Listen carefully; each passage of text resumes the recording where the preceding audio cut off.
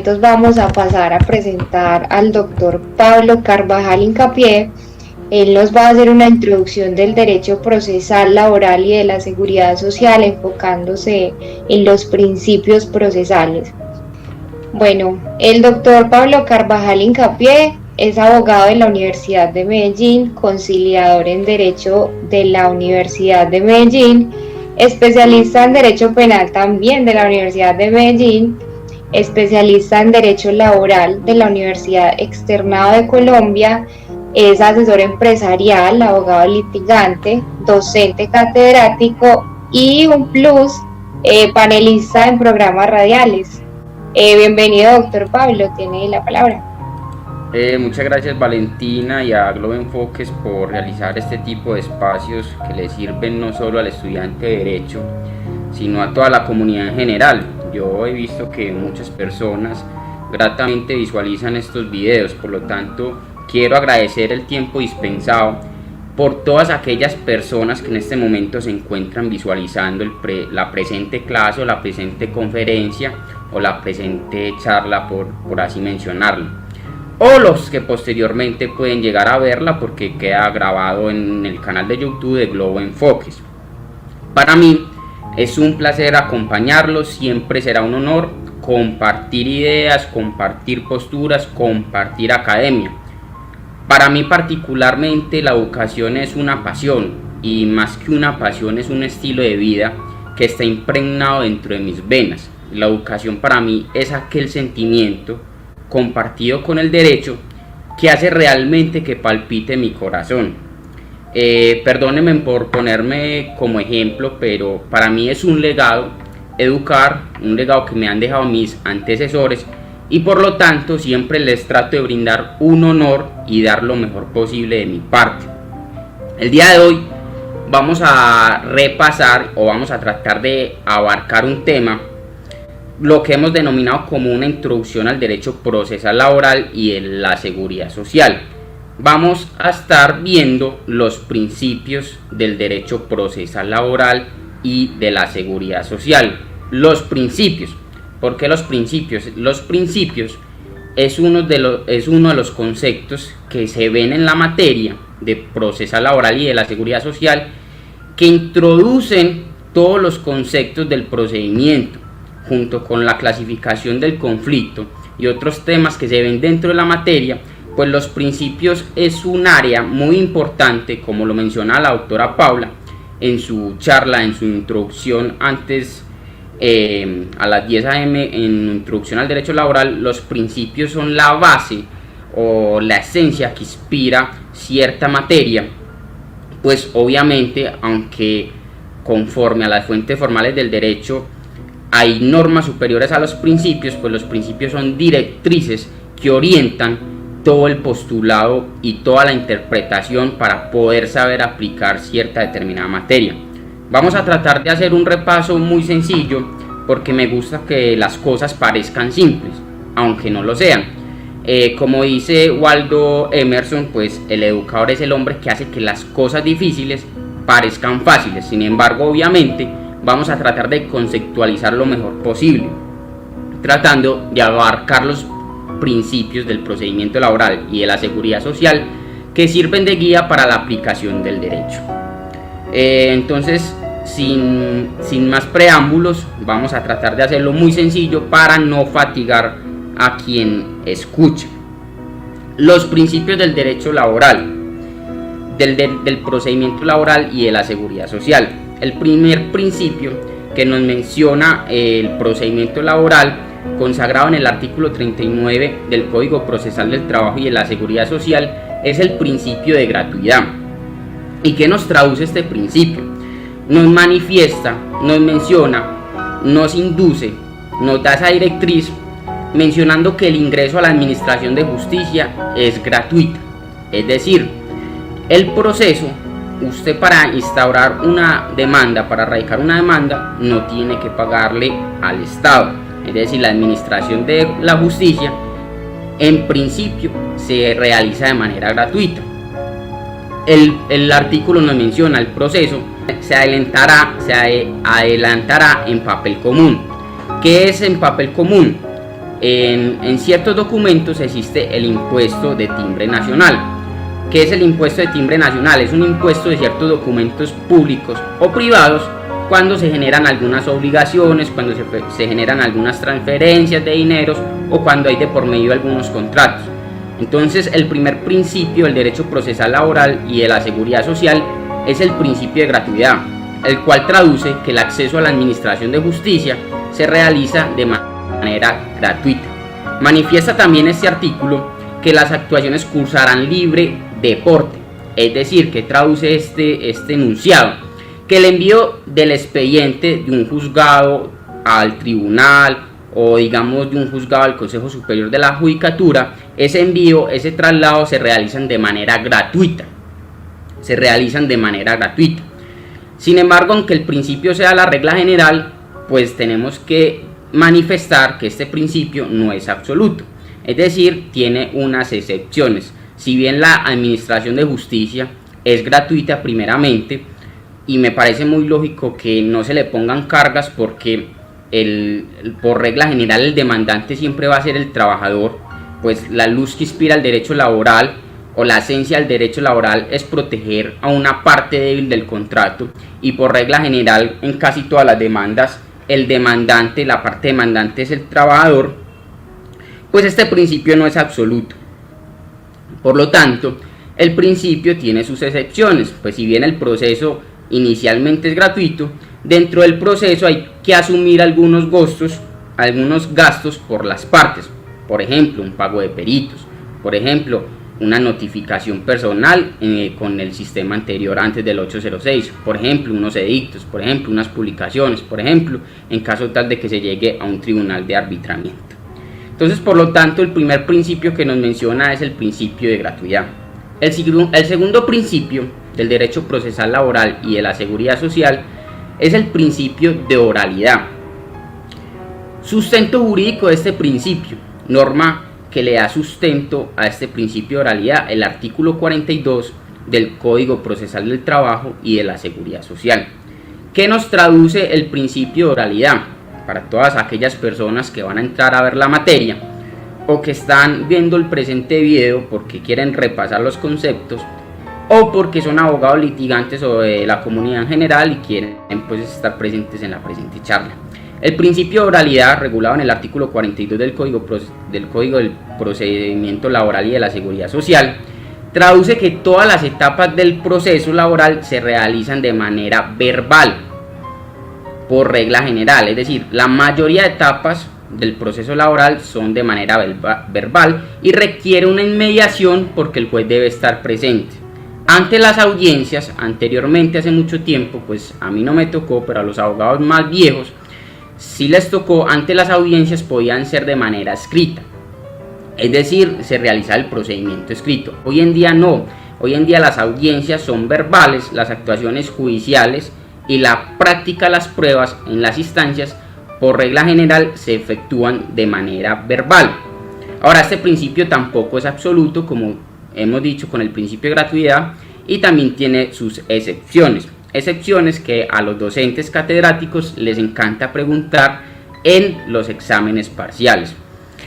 El principio de oralidad tiene excepciones, es decir, no siempre es la regla general de que los procedimientos laborales se realicen de manera verbal. Por ejemplo, el proceso ejecutivo laboral. El proceso ejecutivo laboral, por regla general, se hace escrito y excepcionalmente se realiza o se lleva a cabo de manera verbal.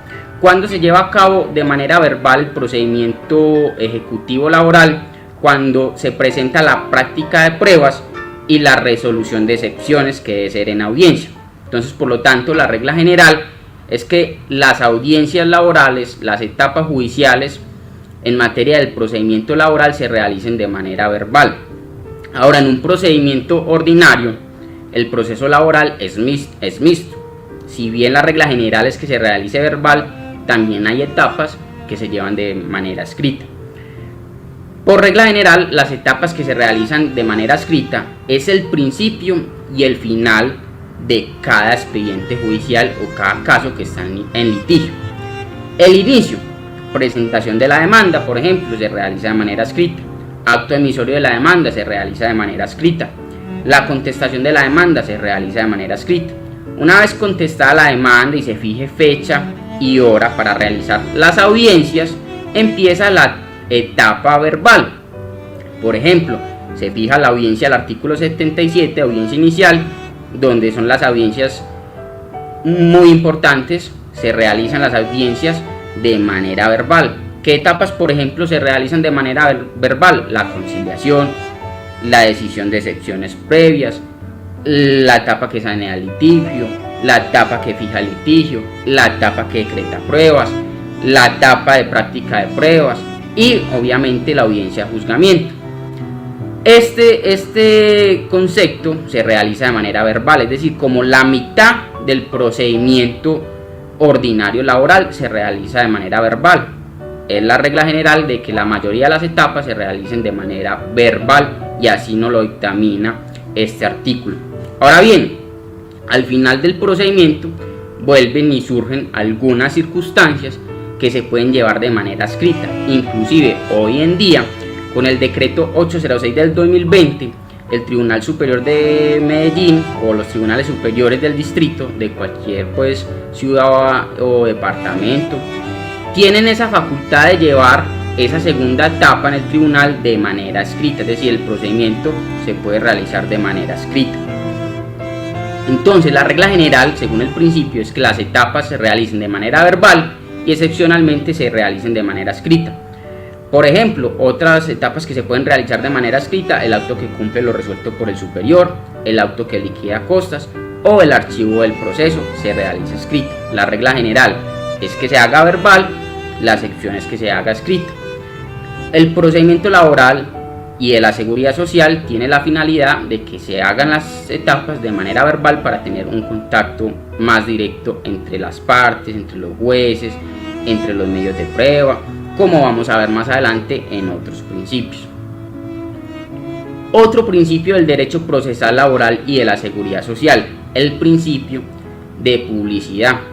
El principio de publicidad también encuentra su sustento jurídico en el artículo 42 del Código Procesal del Trabajo y de la Seguridad Social, el cual traduce que todas las audiencias del proceso laboral y de la seguridad social se realizan de forma pública y cualquiera puede entrar al despacho judicial. Es un principio fundamental, de la teoría general del proceso. Es un principio fundamental de la teoría general del proceso. Y el juez en todo proceso debe tomar decisiones que sean públicas, que deben ser reconocidas por las partes para poder ejercer el derecho de contradicción. Es decir, el principio de publicidad nos traduce que las audiencias son públicas y que las decisiones del juez en todo proceso deben ser conocidas por las partes para poder ejercer el derecho de contradicción. Muy sumariamente, el principio nos dice, y el artículo nos dice, las actuaciones judiciales y la práctica de pruebas en las instancias se efectuarán oralmente, es decir, ataca o menciona o expone o enuncia el principio de oralidad, y posteriormente el artículo nos dice, y se realizarán en audiencia pública so pena de nulidad. Por lo tanto, el principio de publicidad y el principio de oralidad están regulados en el mismo artículo y tienen una relación muy importante. Ahora, como la gran mayoría de principios, también tiene sus excepciones.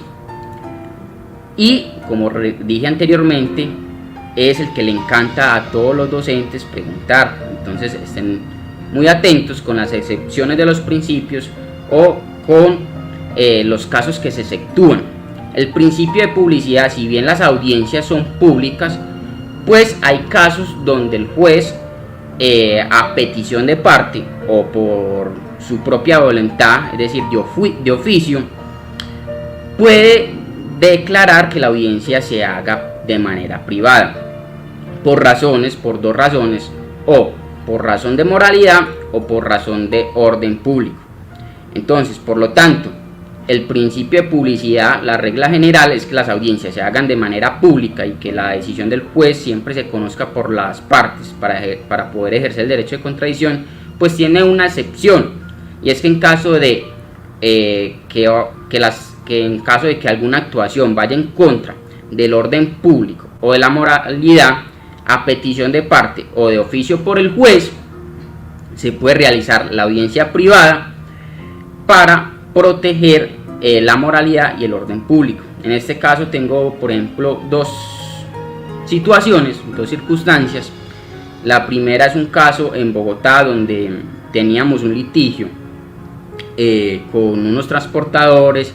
Llegó el sindicato de los transportadores, se formó un revolú dentro de la audiencia, se formó una circunstancia muy compleja.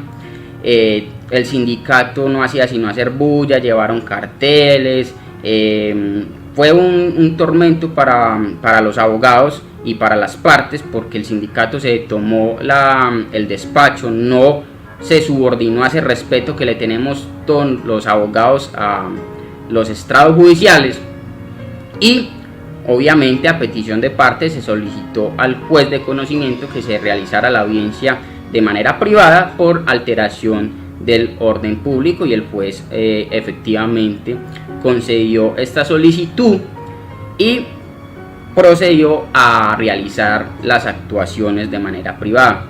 Otro ejemplo, en un caso de dos compañeras de un señor que tenía su cónyuge y su compañera permanente, en plena audiencia se empezaron a insultar, a agredir, se empezaron a realizar ciertas circunstancias que iban en contra del orden público, pues se solicitó al juez de conocimiento que realizara la audiencia privada. Sin embargo, el juez de conocimiento pues sí decidió realizar la audiencia pública, pero les hizo un llamado de atención a las partes para que se calmaran, para que por favor guardaran una buena postura con el estrado judicial. Entonces, si bien el principio de publicidad es la regla general, también tiene sus excepciones, y la audiencia se puede realizar de manera privada si altera la moralidad y el orden público en materia de derecho procesal laboral y de la seguridad social.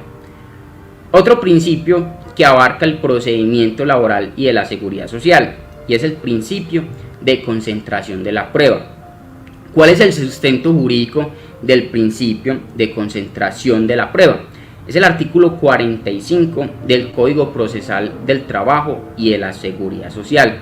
¿Qué nos traduce este principio? Este principio traduce que la intención del legislador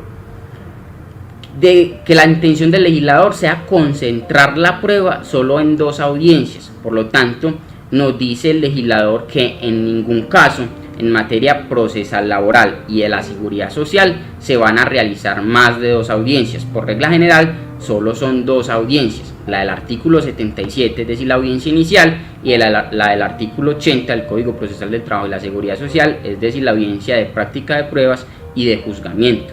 Entonces, lo que pretende realizar el legislador cuando determina esta norma es concentrar la práctica de la prueba solo en dos audiencias, y nos define que las audiencias no podrán suspenderse, se desarrollarán sin solución de continuidad dentro de las horas hábiles hasta que sea agotado su objeto. Entonces, por regla general, los operadores judiciales tratan de llevar a cabo toda la audiencia, tratan de llevar a cabo el procedimiento de manera concentrada para que se cumpla con esta finalidad, y no se realizan más de dos audiencias.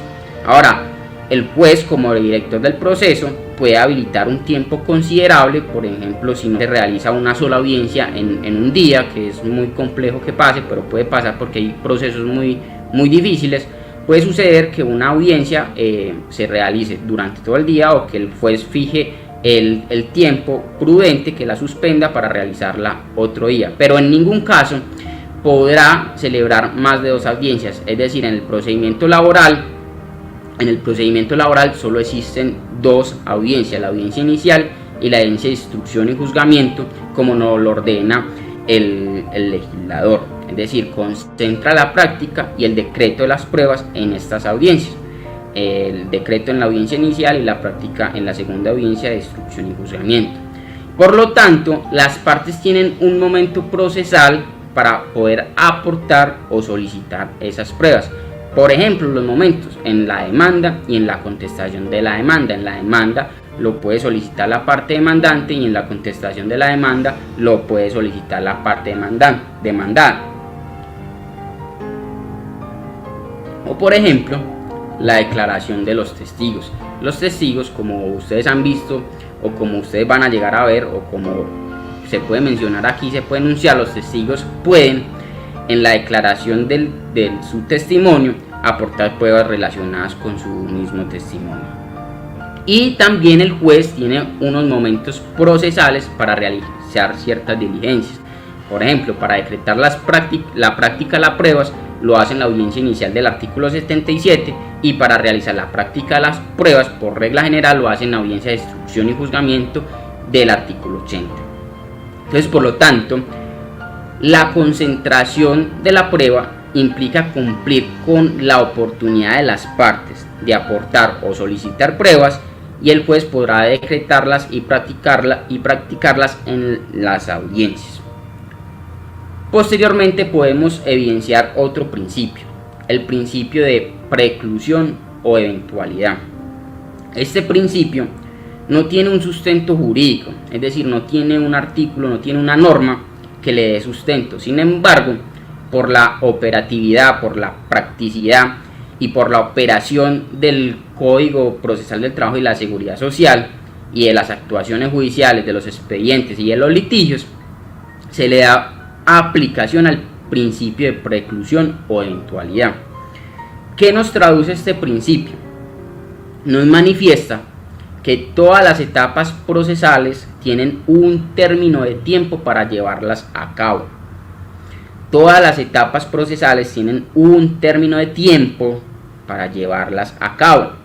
Si no se realiza en dicho tiempo, dentro del tiempo estipulado para realizar dicha circunstancia, dicha etapa, precluye esa oportunidad, es decir, se extingue esa oportunidad. En palabras muy sencillas, se pierde el derecho o la oportunidad para realizar cierta etapa judicial.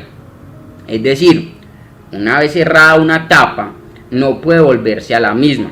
Por ello, el abogado litigante, su defensor, su apoderado, tiene que estar pendiente de los momentos procesales para intervenir en cada etapa, porque si deja pasar, por ejemplo, cierta etapa, pierde el derecho o la oportunidad porque se le da aplicación al principio de preclusión o eventualidad y precluye ese tiempo y precluye esa oportunidad. Casos, por ejemplo, el saneamiento del litigio. Si yo cuando estoy en audiencia del artículo 77, la audiencia inicial, no digo nada, me quedo callado, digo que todo está muy bien, en palabras simples obviamente, el juez va a proseguir con la siguiente etapa y me va a precluir la oportunidad. O por ejemplo, me inadmiten la demanda. En laboral se llama devolución de la demanda. En civil se llama inadmitir. Me devuelven la demanda. En el Código Procesal del Trabajo y la Seguridad Social y en la operatividad del derecho laboral y de la seguridad social y del procedimiento laboral lo llamamos devolución de la demanda. Si me devuelven la demanda y yo no hago nada, pues en ese expediente me precluye la oportunidad. Por lo tanto, el principio de preclusión o eventualidad traduce, nos faculta, nos manifiesta, nos enuncia, nos orienta, nos da una directriz para los operadores jurídicos y nos manifiesta. Toda etapa judicial tiene una oportunidad para llevarla a cabo. Si yo no la llevo a cabo, pues pierdo el derecho y pierdo esa oportunidad. Otro principio del derecho procesal y de la seguridad social. Los principios, hay muchos principios, hay principios constitucionales, hay principios legales, hay principios jurisprudenciales, hay principios, por ejemplo, del procedimiento, hay principios que pueden ser legales y del procedimiento, hay principios que pueden ser legales y del derecho sustancial. Todos los principios son muy importantes, como lo decía la doctora Paula, los principios son aquellos que orientan la aplicación del derecho. Por lo tanto, no podemos obviar estos principios. ¿Y por qué estamos en este momento abarcando los principios? Porque yo no puedo, primero está el 1 que el 2, yo no puedo empezar a entender todo el procedimiento sin antes entender los principios. Los principios es esa luz, esa esencia que me va a inspirar para poder aplicar bien el procedimiento, porque ya lo que sigue es más de memorización y experiencia. Ahora bien, hay que ser muy claros, el procedimiento se aprende en la calle, como en palabras informales, el procedimiento se aprende en la calle. Hay juzgados que manejan tristemente su propio procedimiento, no deberían, pero sucede. Ahora, volviendo a retomar con los principios, otro principio del derecho procesal laboral y de la seguridad social es el principio de inmediación. El sustento jurídico de este principio de inmediación es el artículo 52 del Código Procesal del Trabajo y de la Seguridad Social. Es un avance de la Ley 1149 del 2007, que modernizó la oralidad en materia laboral. ¿Qué nos manifiesta el principio de inmediación?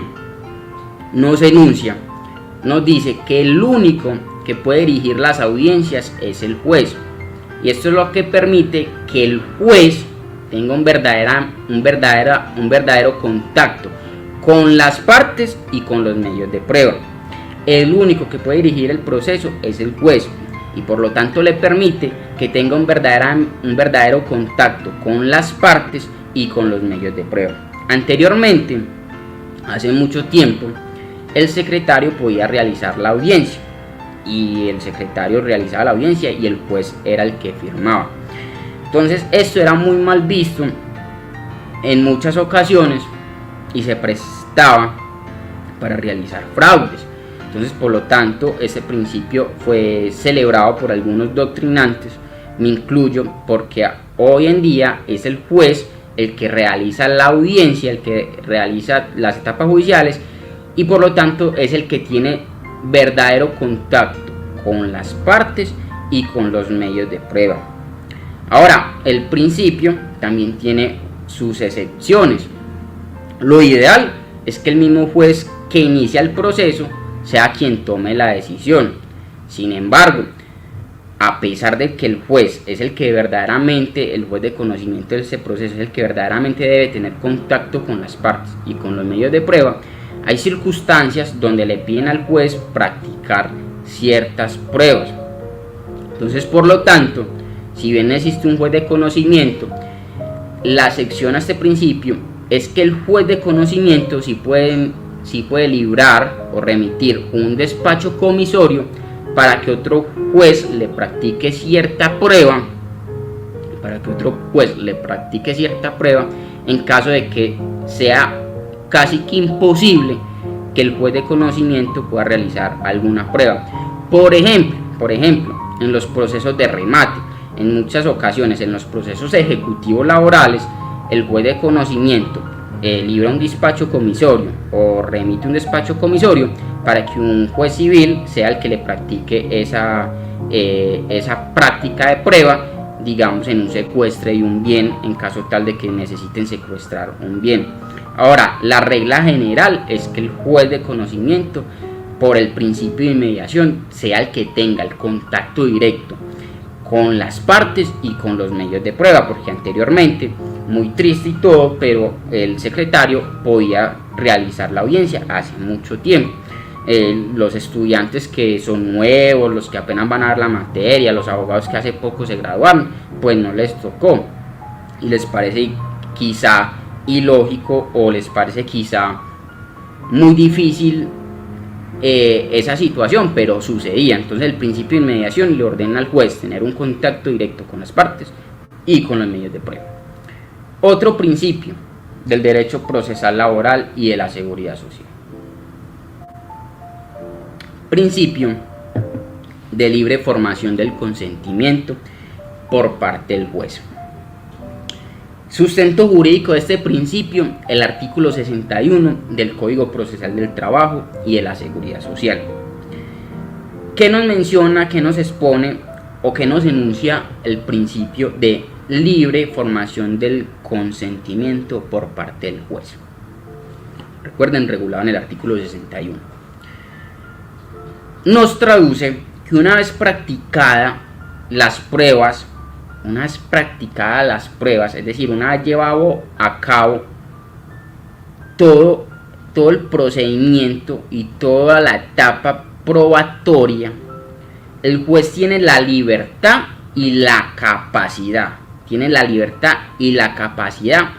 para establecer, de acuerdo a esa práctica de pruebas, de acuerdo a lo que se mencionó en la práctica de pruebas, de acuerdo a lo que dijo la parte, de acuerdo a lo que dijo el testigo, de acuerdo a lo que dice el perito, de acuerdo a lo que dice múltiples de pruebas que se pueden presentar, de acuerdo a esa etapa probatoria, el juez tiene la libertad y la capacidad para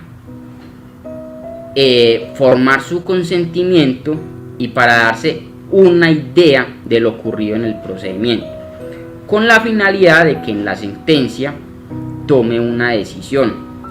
¿Por qué? Porque, es decir, en laboral no existe una tarifa legal de la prueba, es decir, en los procedimientos laborales, por regla general, ya vamos a ver que también hay algunas excepciones, en los procedimientos laborales yo puedo probar ciertas circunstancias que estoy peticionando en un pleito con cualquier medio de prueba. Eso al principio, eso es por regla general. Por eso, yo para probar un hecho puedo hacerlo con cualquier medio probatorio de manera inicial. Sin embargo, aunque el juez tiene esa libertad para formar su consentimiento, pues tampoco puede ser irresponsable y el juez en la parte motiva de la sentencia debe manifestar las razones por las cuales toma esa decisión, por las cuales pronuncia una sentencia. Por lo tanto, si bien inicialmente el juez tiene una libertad, pues también está comprometido a manifestar los motivos de por qué toma esa decisión. Este principio de libre formación de consentimiento por parte del juez, regulado en el artículo 61 del Código Procesal del Trabajo y la Seguridad Social, también tiene unas excepciones. Y lo que menciona este artículo son las pruebas ad substantiam actus. Las pruebas ad substantiam actus.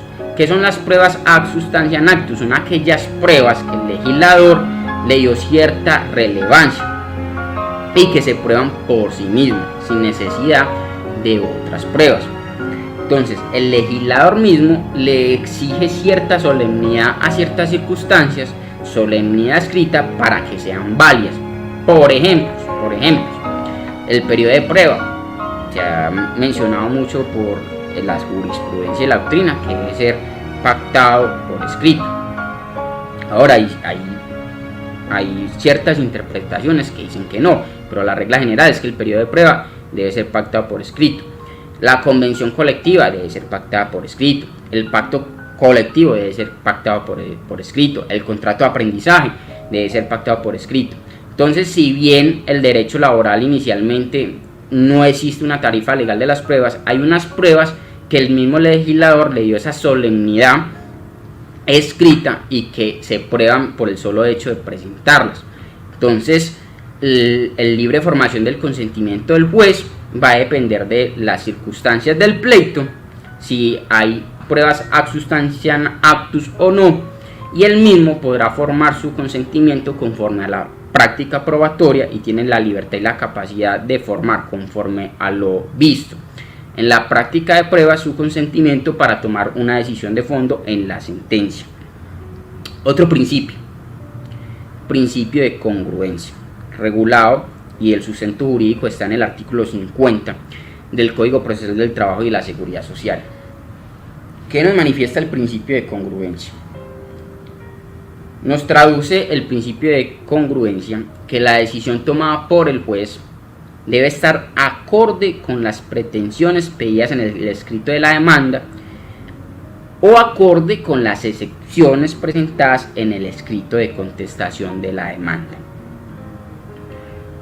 el principio de congruencia nos manifiesta: la decisión del juez debe estar acorde con las pretensiones que se solicitan en el escrito de la demanda y las excepciones de mérito que se presentan en el escrito de contestación de la demanda. Es decir, debe existir una congruencia entre el fallo, es decir, entre la sentencia, con lo pedido por la parte demandante o con lo pedido con la parte demandada. Esta congruencia es demasiado importante porque a los operadores jurídicos les brinda la seguridad jurídica. Ahora, hay figuras que pueden exceptuar el principio de congruencia. ¿Por qué? Porque en materia del procedimiento laboral y de la seguridad social se le otorgan unas facultades al juez de conocimiento o unas competencias al juez de conocimiento que son especiales. Es decir, exceptúan el principio de congruencia esas facultades que se le dan al juez. Y ustedes se preguntarán cuáles son esas facultades. Son dos facultades muy importantes. Esto implica que el juez, cuando tiene una decisión de fondo por decidir, al principio inicialmente, pues siempre al principio inicialmente, por regla general, tiene la obligación de fallar congruentemente con lo pedido en el escrito de la demanda o con lo solicitado en las excepciones de mérito en el escrito de contestación de la demanda. Pero hay dos facultades que puede utilizar el juez y se puede saltar el principio de congruencia. ¿Cuáles son esas facultades? Son dos. Una, los fallos extra petita, y dos, los fallos ultra petita. Los fallos extra petita son los fallos que el juez reconoce un derecho que no está dentro de las pretensiones de una demanda. Es decir, reconoce un derecho distinto a lo solicitado en la demanda. Es decir, falla extra a lo solicitado en el escrito de demanda. Ahora, esos fallos no se pueden presentar de manera irresponsable. El fallo extra petita tiene unos requisitos. ¿Cuáles son los requisitos? Primero, que el juez conceda un derecho no pedido dentro de la demanda. Si el juez reconoce un derecho no pedido, pues en ciertas ocasiones estaría prefabricando. Por lo tanto, los jueces se cuidan mucho de realizar estos fallos extrapetitos.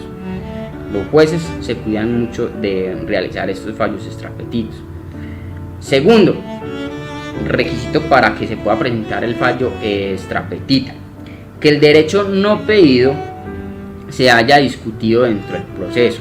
Es decir, si bien es cierto que por cuestiones involuntarias al abogado, al defensor, al apoderado se le olvidó en el acápite de pretensiones mencionar cierto derecho que tenía la parte, pues si queda demostrado dentro del proceso, si queda discutido dentro del proceso, el segundo requisito es discutido dentro del proceso. ¿Cómo se puede discutir? De varias maneras. Ahora, la jurisprudencia ha dicho que por lo menos esté en el escrito de la demanda la discusión de ese derecho. Entonces, primer requisito, que el juez conceda algo no pedido dentro de la demanda. Segundo requisito, que esa circunstancia esté discutida dentro del proceso. Tercer requisito, que esté debidamente probada, es decir, que en la práctica probatoria también se pruebe que esa circunstancia existía. Y cuarto, que sea un proceso ordinario. Si se cumplen esos cuatro requisitos, el juez puede llegar a fallar una sentencia con esta facultad y por lo tanto manifestar o sacar a luz un fallo extrapetita. Esa es la primera facultad que se le da al juez de la República para efectuar el principio de congruencia. La segunda facultad son los fallos ultra petita. Los fallos ultra petita, ¿qué significa ese ultra? Es reconocer sumas mayores a las pedidas en el escrito de la demanda. Es decir, se determina si el derecho que se le va a reconocer a, digamos, por ejemplo, a un trabajador es mayor como los derechos laborales son irrenunciables, pues si se evidencia que en un proceso, en un litigio, existe, se causó un derecho y en el escrito de demanda se solicitó por una suma menor y se logra evidenciar dentro del proceso que esa suma era mayor y como el derecho es irrenunciable, el juez dentro de la demanda, el juez en la sentencia judicial puede operar con esta facultad y puede fallar ultra petita, es decir, puede reconocer una suma mayor a la pedida en el escrito de la demanda. Otro principio de consonancia. Principio de consonancia. Sustento jurídico del principio de consonancia, el artículo 66A de, obviamente, el Código Procesal del Trabajo y de la Seguridad Social. El principio de consonancia es una directriz para el juez de segunda instancia. En los exámenes, los estudiantes, no sé por qué, pero me confunden mucho el principio de congruencia y consonancia. Hay que tratar de diferenciarlo muy bien. El principio de congruencia, por regla general, va dirigido al juez de primera instancia y el principio de consonancia va dirigido al juez de segunda instancia. Es una directriz para el juez de segunda instancia regulada en el artículo 66A. Y es que este juez de segunda instancia deberá decidir con los motivos de la apelación, es decir, se debe limitar al objeto que fue expuesto en el recurso de apelación. Es decir, la interposición del recurso de apelación puede ser frente a sentencias de primera instancia o frente a algunos autos que el legislador consagró y que el legislador expuso que procedía al recurso de apelación. Esos autos están regulados en el artículo 65 del Código Procesal del Trabajo y la Seguridad Social. Entonces, frente a las sentencias de primera instancia o frente a esos autos regulados en el artículo 65, no basta con la interposición del recurso, sino que el apoderado jurídico, es decir, el defensor, el abogado que está actuando para defender sus intereses como parte demandante o como parte demandada, debe motivar y debe establecer las razones por las que está inconforme con la decisión tomada inicialmente por el juez de conocimiento de primera instancia, para que el juez de segunda instancia pues pueda revisar el caso y pueda decidir y tomar una decisión en derecho. Ahora, el principio de consonancia entonces es una directriz para el juez de segunda instancia, quien tiene limitada su competencia solamente frente a los puntos que fueron apelados y que fueron debidamente motivados en la etapa judicial correspondiente. Solo frente a esos puntos, solo frente a esos motivos que sustentó el operador jurídico, es decir, el abogado, el defensor, el juez de segunda instancia debe pronunciarse, es decir, no puede revisar el expediente en su integridad, es decir, la sentencia proferida por el juez de segunda instancia o la decisión proferida por el juez de segunda instancia, porque también aplica para autos, debe limitarse a los motivos que fueron expuestos por el operador jurídico, por el defensor, cuando sustentó el recurso de apelación. Ahora, este principio de consonancia tiene dos excepciones y, como yo digo en clase, son los conceptos que le encanta a los profesores preguntar.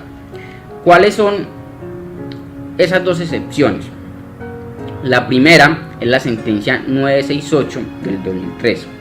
La sentencia 968 del 2003.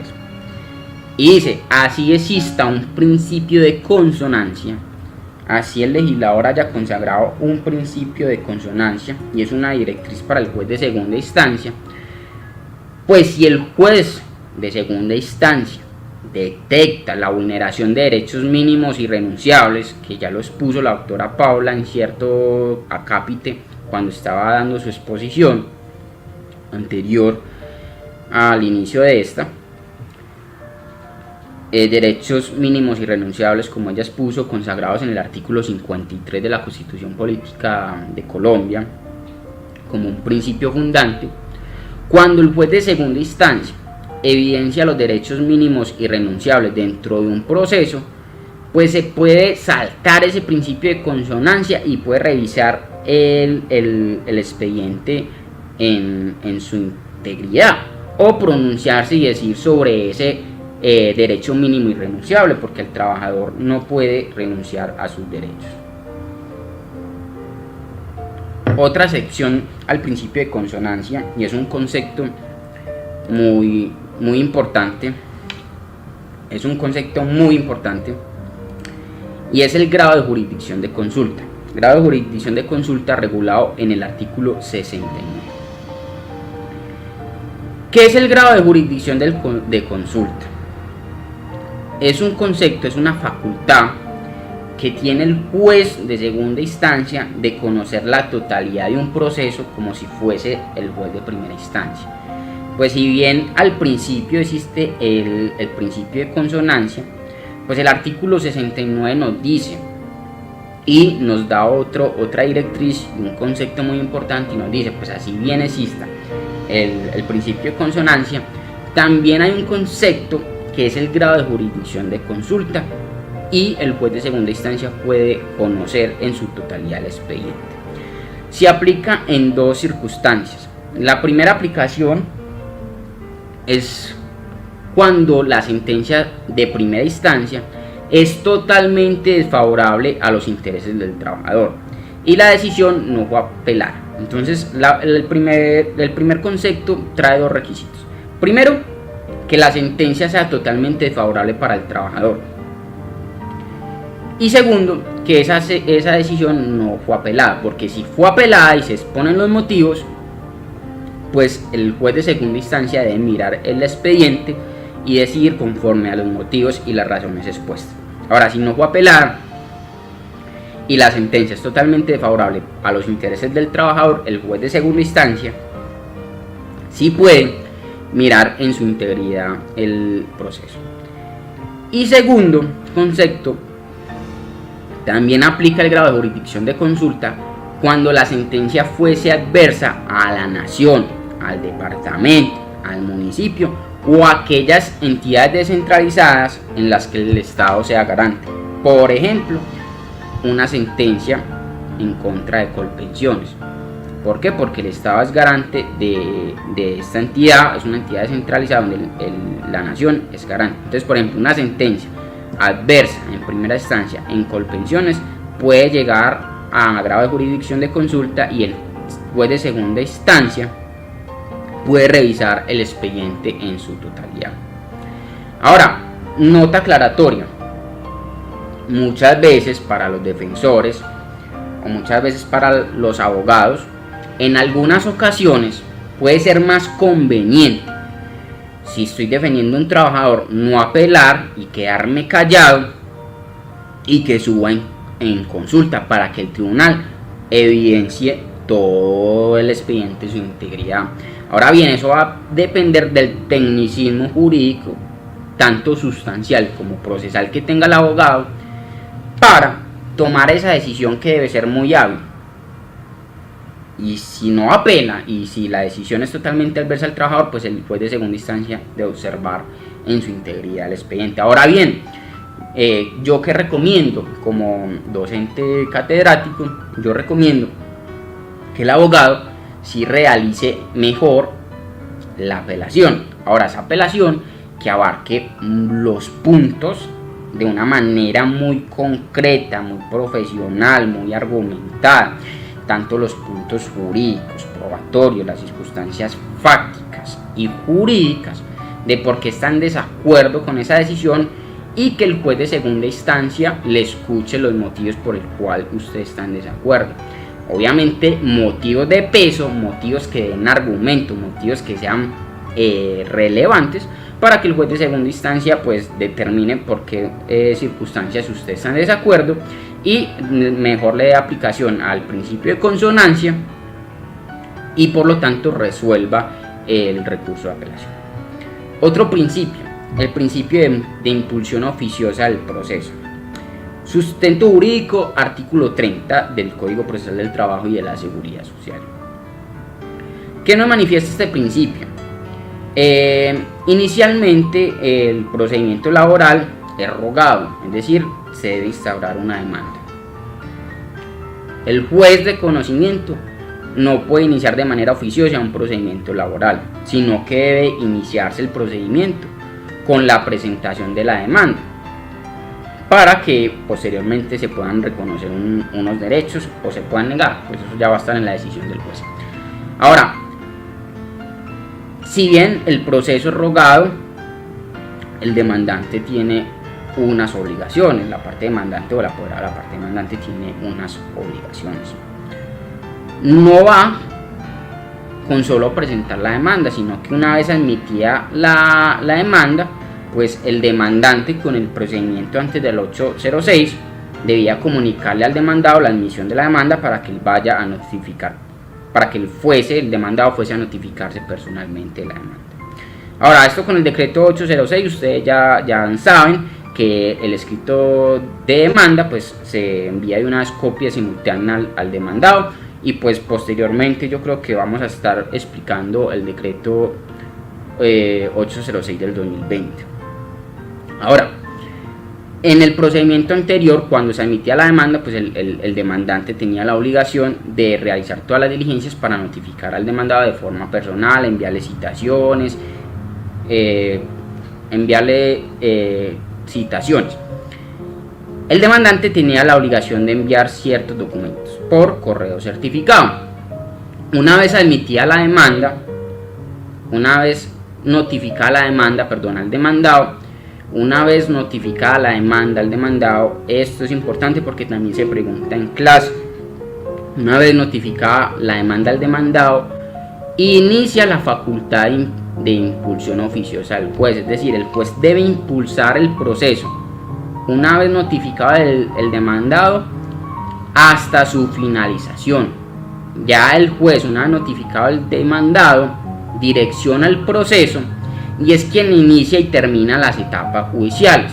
El juez es quien inicia y termina las etapas judiciales, no son las partes. Es decir, el principio de impulsión oficiosa le dice al juez: usted impulsa el proceso, llévelo a cabo hasta que termine, así las partes comparezcan o no a las audiencias. Es el juez el que debe continuar con el proceso hasta emitir una sentencia.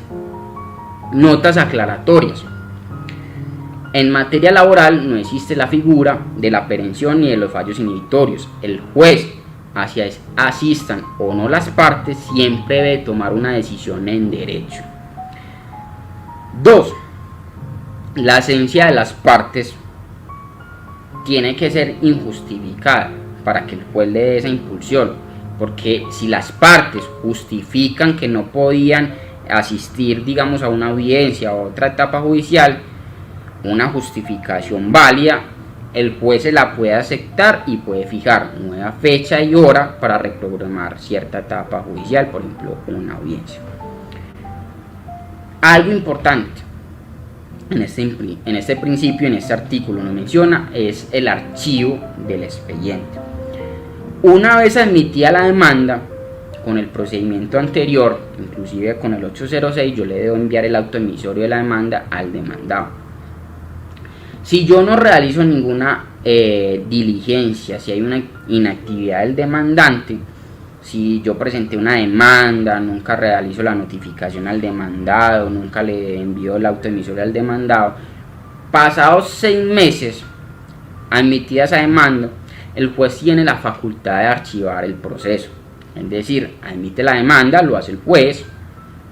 Si pasado esos 6 meses, dentro de 6 meses el demandante debe gestionar sus actuaciones para lograr la notificación del demandado. Gestionar no quiere decir que sea una obligación de que el demandante vaya y prácticamente lleva al demandado al despacho para que se notifique. No, debe gestionar ciertas actuaciones y acreditar de manera sumaria de que realizó ciertas actuaciones para que el demandado conozca del proceso y se notifique.